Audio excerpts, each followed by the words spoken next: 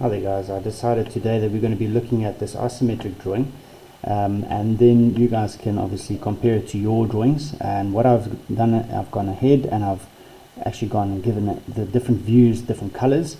So obviously according to my arrow down the bottom over here, I can realize that this is going to be my front view. This is where I'm going to be standing looking at that side there for my front view, and I'm going to obviously be looking at my left side view, and then obviously from the top, my top view. Okay, this if we are talking about first angle orthographic projection. So we're going to be converting this isometric drawing into orthographic projection. You might note that I've made this red, but I haven't made anything or haven't colored the surface in at all.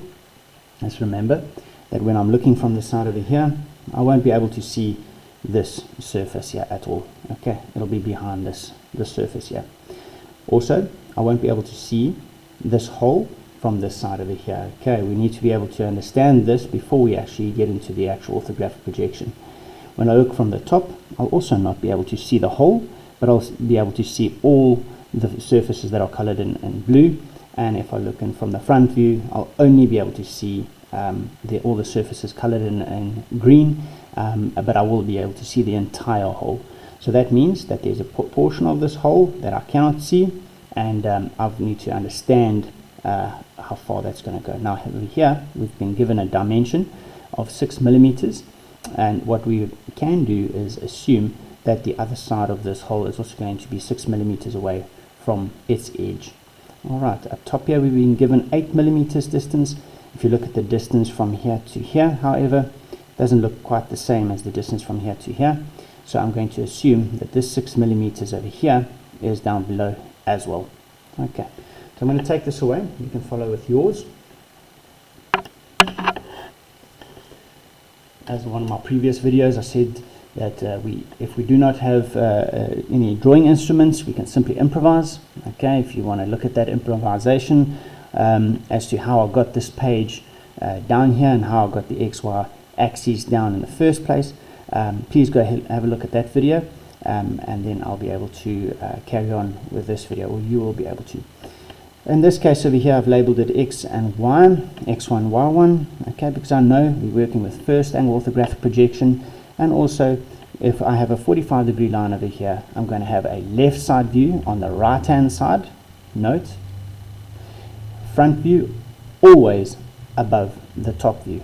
Okay, when it's third angle orthographic projection, we mirror everything, we swap everything around. Okay, so here we go. We have a couple of dimensions.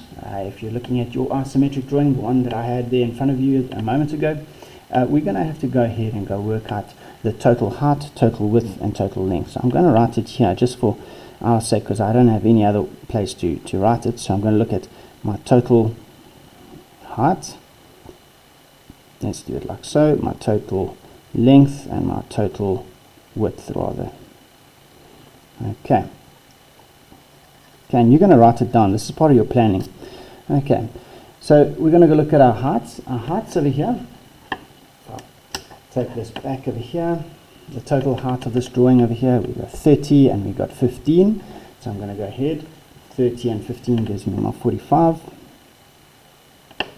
millimeters. My total length, however, when I'm looking from my front view, I'm going to have a length rather.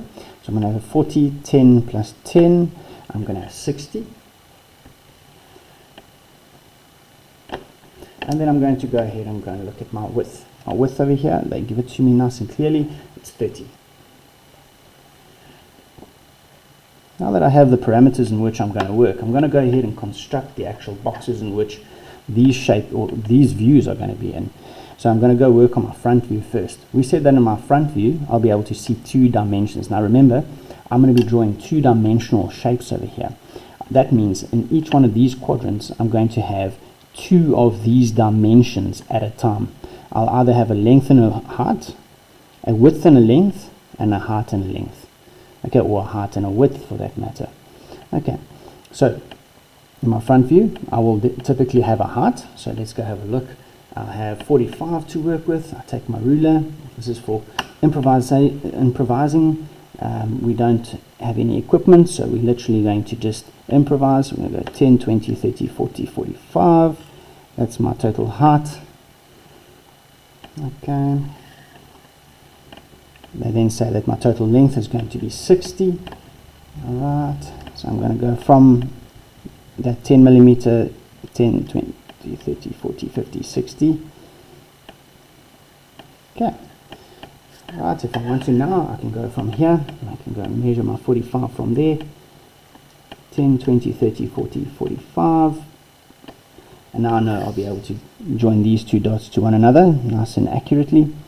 And I'll be able to project them right through. Okay, so we're going to go as accurately as possible. And we'll project them right through from one to the other, because we know that our left side view will also have the same height. Okay, doesn't change. 60, however, the length that we have over here will also be projected. Because remember, we're dealing with orthographic projection. So we're going to project that from our front view down to my top view. So now I have a length projected down. So I'm just going to put your length, and I've got my height. Over here I've got my length, and now I need to, if I've got my length from the top, then I should have a width as well, isn't it? Because I can't see how tall the building is if I'm looking at it from the top. I will be able to see the length of it though, and I'll be able to see the width of it though. So that those will be the only two dimensions that I'm going to be using in this quadrant over here. Okay, so I've got 60 already there, and I've got a width there of 30. So not once have I used 10, 20, 30. Not once have I used a, I'm going to just measure it off over here as well. 10, 20, 30. Not once have I used set squares, TD board or anything like that. I'm simply improvising.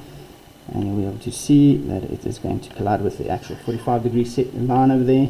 Note that that is 30 over there. Therefore, if I'm projecting around my 45 up, this distance over here will also be 30. That doesn't change. Let's line that up nicely.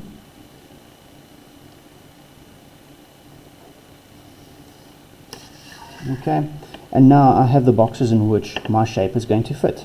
Box number 1 for my front view, box number 2 for my left side view, and box number 3 for my top view. Okay, so now let's go ahead and go and fill in the missing pieces. I know that if I look from the front, let's have a look at the actual isometric drawing. If I look from the front, I'll be able to see the entire line over here and the entire line over there. That's at 15 line. So if I'm looking from here, I'll be able to see a full rectangular shape as an outside. So I'm going to go ahead. What I see is what I draw. Like so.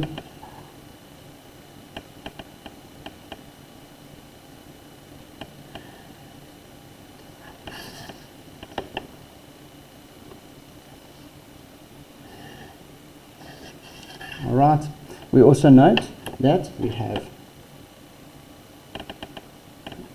10 millimeters, and then we've got a wall and another 10 millimeters away from the side, and I'll have to be able to distinguish the length of, or the thickness of the walls. So there we go, put a little bit of detail in there. 10, 10. Remember, we need to be able to line it up accurately, so I'm going to go 10 over here, 10 over here. Okay, and then I'm going to go ahead and join those. Okay, now remember, we can see that from top to bottom, so I'm going to draw them in final line, over so, and then I'm going to project that down as well into my top view, because I'm going to need to make use of that. Draw that nice and solid, final line, borderline, and I'm going to construct that into my top view. Right. Now I need to add a little bit more detail. We said that we have a hole in there. It's got 8 millimeters distance away from the top. So I'm going to go count. There's 10, so I'm going to go 2 backwards. I'm going to do it a little bit further away as well, just so that I can line up 2 of these lines, 2 of these points for a line, and I'm going to construct a line going right through. Okay.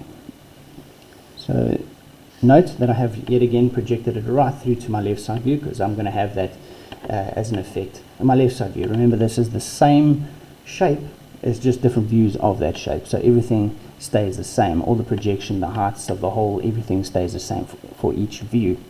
Okay, and then we note that we said we're going to be keeping the bottom 6 millimeters. 1, 2, 3, 4, 5, 6.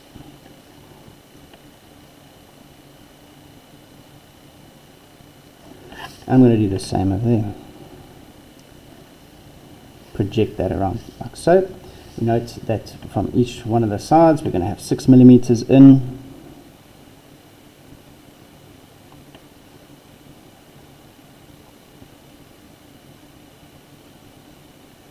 Like so. And I would also want to go ahead and do it a little bit higher up so that I can line it up.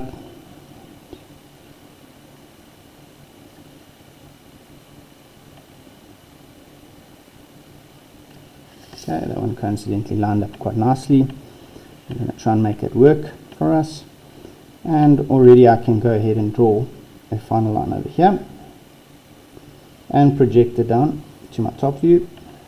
So any bit of detail that I have from the one view I can go and take to the other view or the next view and go there.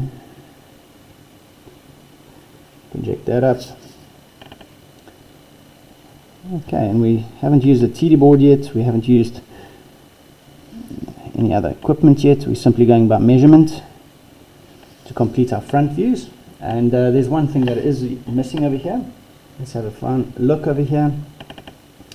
Okay, I have this 30 and then I have 15. This little surface here is separated from this surface over here, the same way this surface over here is separated from this surface over here. And it is separated by this line over here and that line over there. Okay, and it is 30 apart and then 15. So I'm going to go ahead, I'm going to measure my 30.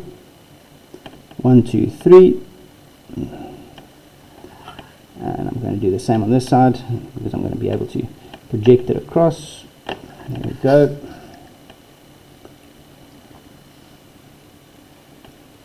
Draw it nice and solid there, project it right across and solid there. Right, now my front view is all done. Just remember to label that front view at the top.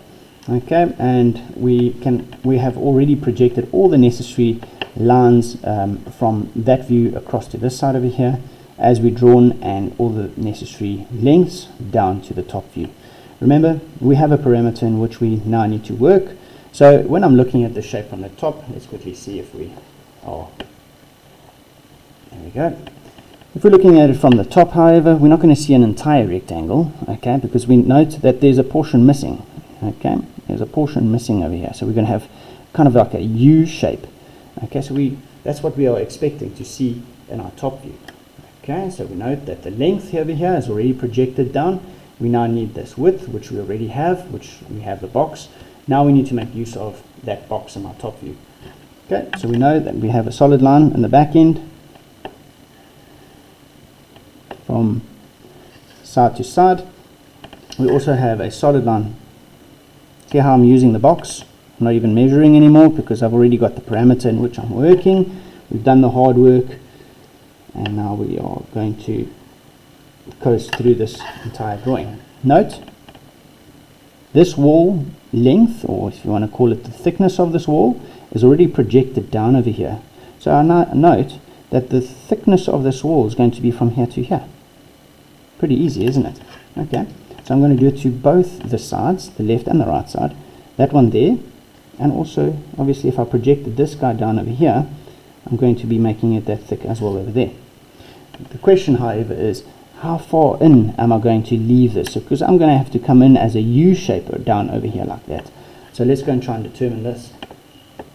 When I look at my isometric shape, I have 20, and they haven't given me a measurement over here. So can we assume, if I have 20, what is this distance here? It's 10, because it's the entire 30.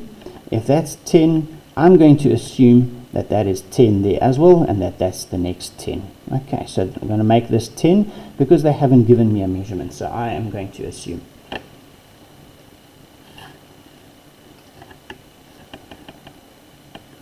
I'll measure my 10 over there and over here. Those are the points I'm going to be using. I should have just drawn it straight away from there to there. and from here to here, and then I'm going to be using this projection as well onto my left side view. There it is there. It crashes there with my 45-degree line, and I know there's my U shape. Now you might think that your top view is complete, but remember what we said is we cannot see from the top this hole over here, because it's in this thickness of this wall over here. So that's this thickness of the wall, isn't it? Okay, so when we projected the hole down, we now note that there's going to be some hidden detail involved.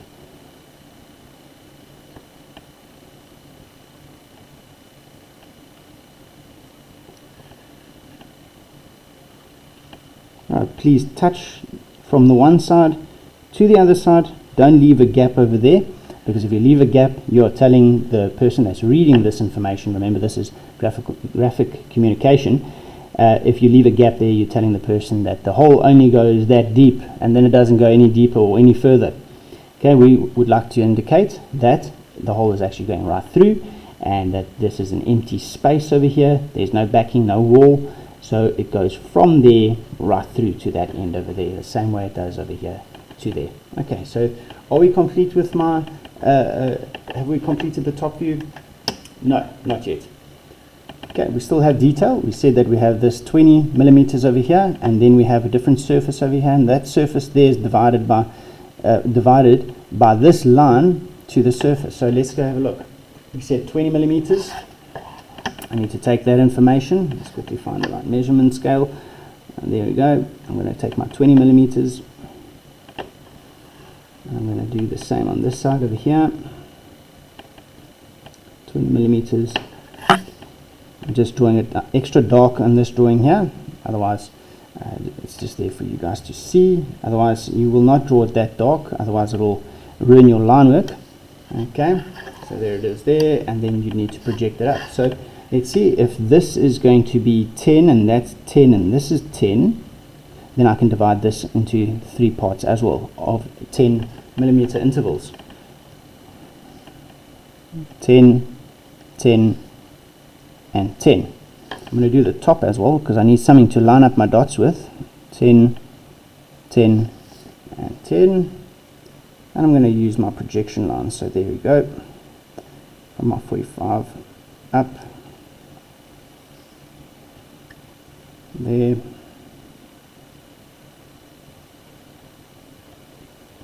I do apologize if mine doesn't come out too accurately, but for the purpose of the video, I think we've got all the information we need. Okay, so let's have a look. If I'm looking at this object from the left, because we have the isometric available, remember we said we're going to look at it from the left, therefore we're going to be drawing the left side view. I'm going to be able to see the entire bottom, which is 30 millimeters, the entire left hand side, and then I'm going to come in 20 and then down. I'm not going to see an entire rectangle. You guys note that. I'm going to be seeing this 30, I'm going to see that 45, I'm going to see this 20, and then I've got to go down 15, across 10, and down 10. Okay, so I know that I've got a parameter to work with. It's working off the ground level, so I'm not going to be drawing over this XY axis. It's already there, it's nice and dark. Yet on the left hand side we did say that we're going to be seeing the entire height of it. There it is there. We're going to be seeing the first 20. It's nice knowing that I have the projection, so I don't have to measure. My projection line's already there. I'm going to be able to now, let's see. From here, this guy here, let's quickly line that up. This guy here is this guy here. Alright, so, or you could say that it is this guy here. And it's at the same height level as this one. So when I go take from this corner down to that point, we've got to know exactly which line to project from to get that height. So I've projected this line over here, therefore this line has to come down to that point over there.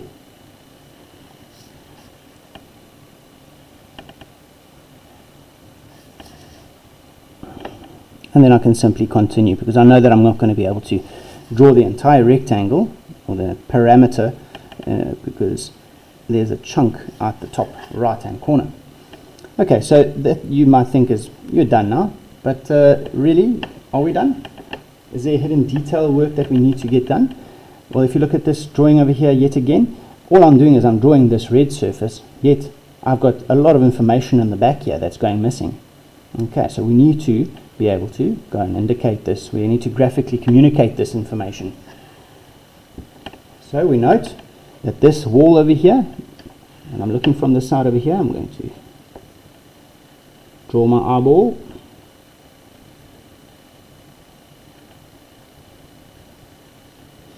When I look from that side over here, I can see that flat surface, which is the one that I've drawn, yet I can't see this hole, this gaping hole, plus I can't see this hole. Okay, so this information over here is projected across, therefore that portion of the wall is hidden, isn't it? So therefore that's going to go hidden detail from the top to the bottom. Yet again, must touch the top and must touch the bottom. Okay. Yet there's more information. Okay, so let's see. We have a hole. If I project this hole across, does this hole go right through the object from left all the way to right, or does it go through just the back wall? Well, let's look at the other view. It says it just goes through the back wall. Okay, so it doesn't go from that left hand side all the way to the right hand side. If I'm looking from this eye point of view, it simply just goes through the thickness of this wall. So go ahead, touching the wall, and I'm going to slightly extend it. Make sure that you touch one of those lines at least, so you can indicate that it is actually going from one point to the next. There it is there. And are we finished with our left side view? Yes, I would say we are. Okay, so please remember that you need to label each one of these views now. Let's go over this. Our front view over here. Okay, I'm just going to freehand the label for now. You'll do it with neat printing. This is my top view, and this is my left side view.